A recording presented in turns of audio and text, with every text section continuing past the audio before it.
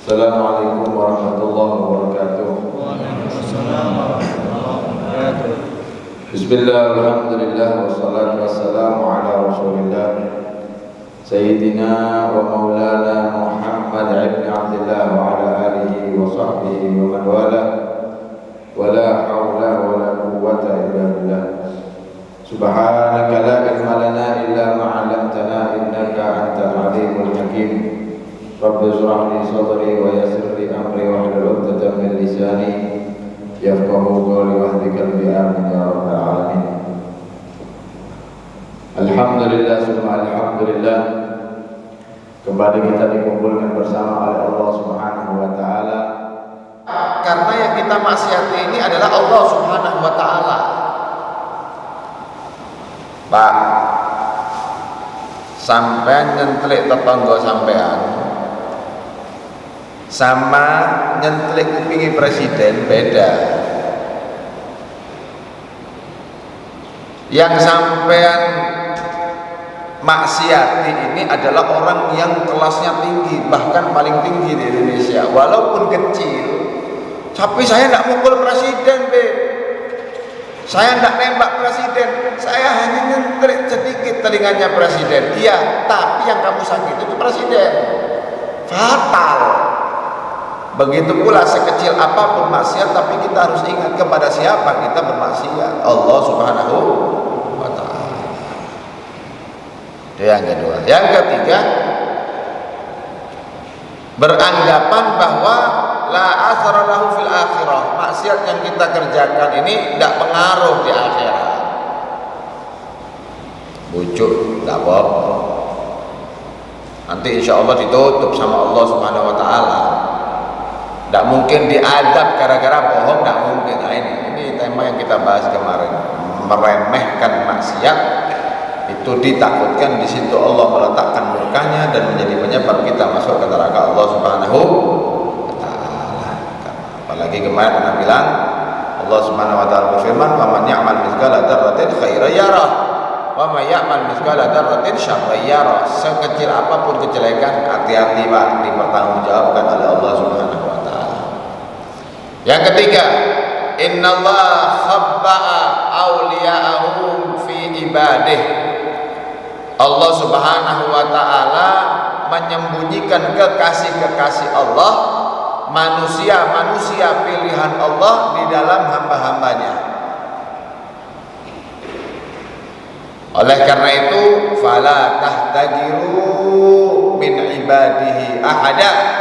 Jangan sampai kita meremehkan satu sama lain. Kalau sudah mereka Islam, beriman kepada Allah, jangan sampai diremehkan, jangan sampai direndahkan. Kenapa? La'alla waliyun min awliyaillah. Mungkin dia kekasih Allah Subhanahu wa ta'ala, mungkin dia termasuk daripada wali Allah Subhanahu wa ta'ala. Oleh karena itu Nabi Muhammad SAW bersabda, "Rubba as'as aghbar madfu'un bil albab." Apa kata Nabi? Berapa banyak orang Pak compang-camping bajunya, lebih rapi kita kalau kita mah begamis, putih bersih. Ini ndak, orang compang-camping bajunya sobek-sobek. As-as aghbar. Aghbar itu berdebu, kusut. Mukanya ini jelek, kusut. Aghbar madfu'un bil abwab. Diusir sana, nanti diusir sini, ditolak di sana, ditolak di sini. Lau aqsama 'alallah la abarra. Akan tetapi orang itu Pak, orang itu seandainya berdoa kepada Allah, langsung diijabah doanya oleh Allah Subhanahu wa ta'ala. Kenapa? Wali Allah, kekasih Allah Subhanahu wa ta'ala yang tidak ada sedikit pun hatinya dunia. Memang dia itu sengaja miskin. Sama kayak Nabi. Nabi itu Pak, orang sengaja miskin. Kalau kita ini miskinnya takdir. Kalau Nabi enggak. Nabi itu bahkan seandainya gunung Uhud itu ingin dirubah menjadi emas, Allah wujudkan, tapi enggak. Memang ikhtiar beliau. Saya ini kepingin hidup miskin. Bahkan Nabi SAW berdoa yang satu-satunya doa, tidak ada kita di antara kita yang mau mengamalkan. Apa doanya Nabi? Allahumma ahyini miskinan wa amitni miskinan wa hsurna fi zumratil masakin. Sampai lagi pengen ngamal tak ijazah ya sampai. Apa artinya? Ya Rabb, hidupkan aku miskin. Allahumma ahyini miskinan wa amitni miskinan, matikan aku dalam keadaan miskin. Nabi meninggal 3 hari 3 malam tidak makan, Pak. 3 hari 3 malam tidak ada sedikit pun makanan yang masuk, walaupun sebutir kurma. Itu Nabi Muhammad SAW, manusia yang paling mulia, kekasih Allah, meninggal dalam keadaan miskin. Tapi wahsyurna fi zumratil masakin, kumpulkan aku kelak ya Rabb bersama golongan orang-orang miskin. Jadi ada di antara mereka itu yang memang sengaja miskin seperti Nabi. Kalau kita kan enggak. Ini enggak, memang dia minta miskin. Ditolak sana, tolak sini, senang. Enggak berat. Tapi ternyata apa? Wali min auliyaillah. Apapun yang didoakan langsung dijabah oleh Allah. Seandainya minta kaya, Allah wujudkan. Cuma mereka sengaja tidak mau untuk mencari kekayaan. Makanya jangan pernah meremehkan daripada makhluk Allah Subhanahu wa taala. Kemuliaan itu bukan dilihat dari harta. Kalau harta itu menjadikan seseorang menjadi mulia di mata Allah, Qarun itu Pak menjadi makhluk paling mulia. Kenapa? Karena sejarah tidak ada yang bisa mengalahkan kekayaan Qarun. Sejarah tidak ada yang bisa mengalahkan kekayaan Qarun. Qarun itu sampai begitu kayanya, itu kunci lemarinya, kunci gudang, ini gudang kurang besar seperti ini Pak. Anggap ini gudang, isinya emas, berlian, dikunci satu kunci. Kunci gudangnya, kekayaannya aja dibawa 72 onta tidak kuat. Kuncinya tok, bayangkan kekayaannya bagaimana. Tidak bisa dibandingkan. Kalau kekayaan membuat orang mulia di mata Allah, Qarun paling mulia. Tidak. Apakah orang mulia di mata Allah karena jabatan? Kalau jabatan di mata Allah menjadikan makhluk menjadi mulia, Fir'aun paling mulia. Kenapa? Karena jabatan waktu itu semua dunia ini, Pak, seluruh dunia tunduk di kerajaan Fir'aun. Bukan hanya raja, raja dalam segala raja, king of the king. Tapi apakah menjadikan dia mulia? Kemuliaan itu adalah ketika bertakwa kepada Allah Subhanahu wa taala. Nabi Muhammad manusia paling bertakwa. Kekayaannya tidak ada, jabatannya sederhana, tapi menjadi makhluk yang paling mulia. Kenapa? Benar-benar bertakwa kepada Allah. Sama seperti kisah Uwais Al-Qarni. Pak Uwais Al-Qarni ini kalau di daerah Yaman, beliau asli Yaman. Qarn itu salah satu daerah ada di Yaman. Uwais Al-Qarni ini dianggap orang bambung, tunawisma, tidak punya rumah, bambung.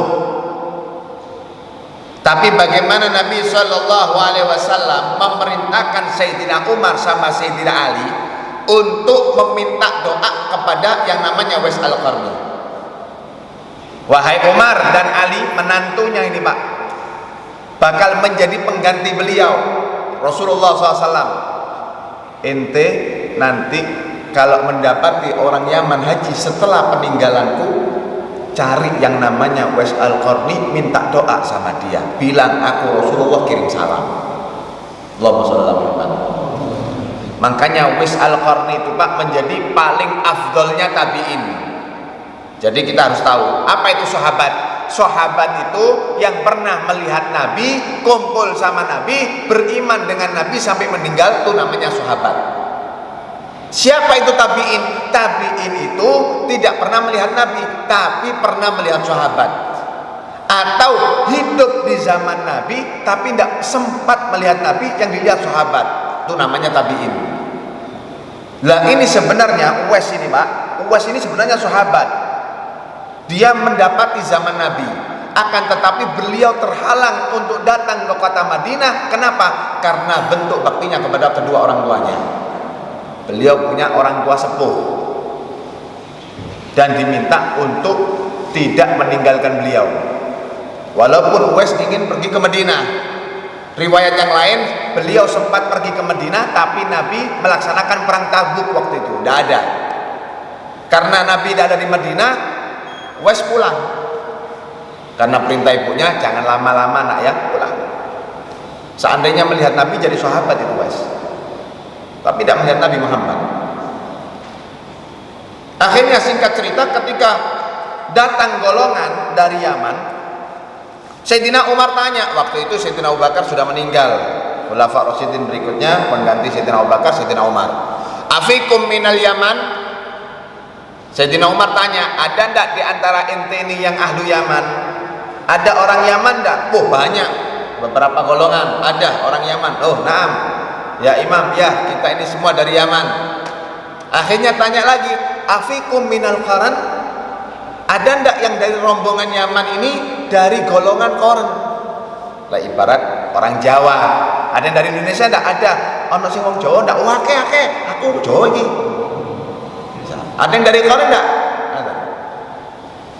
Ada yang dari Qaran? Ada. Ini kami semua dari Qaran. Tanya Sayyidina Umar, ada ndak di antara ente yang namanya Uwais? Uwais. Yang ditanya Uwais. Uwais ada, cuma dia kloter terakhir. Karena Uwais itu Pak berangkat dari Yaman ke Mekah gendong ibunya. Jadi Uwais itu pernah dianggap gila. Kenapa? Latihan gendong kambing naik turun gunung selama beberapa bulan. Jadi kambing digendong, nanti turun lagi. Kambing digendong lagi, turun lagi. Jadi naik turun gunung sambil gendong kambing. Dikira orang gila. Gila apa wes iki? Munggah mudhun gunung nggawa kambing iki lha apa? Gendong wedhus iki lha apa? Ternyata tujuannya ingin menggendong ibunya supaya berangkat haji. Masya Allah.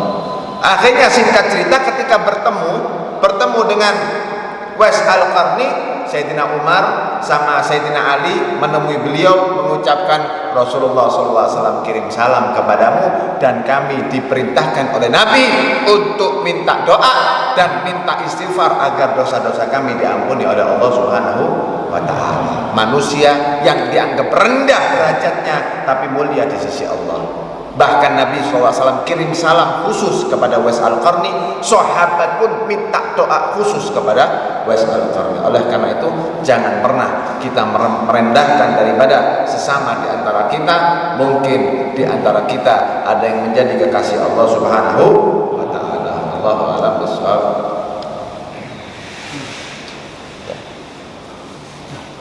Bismillahirrahmanirrahim.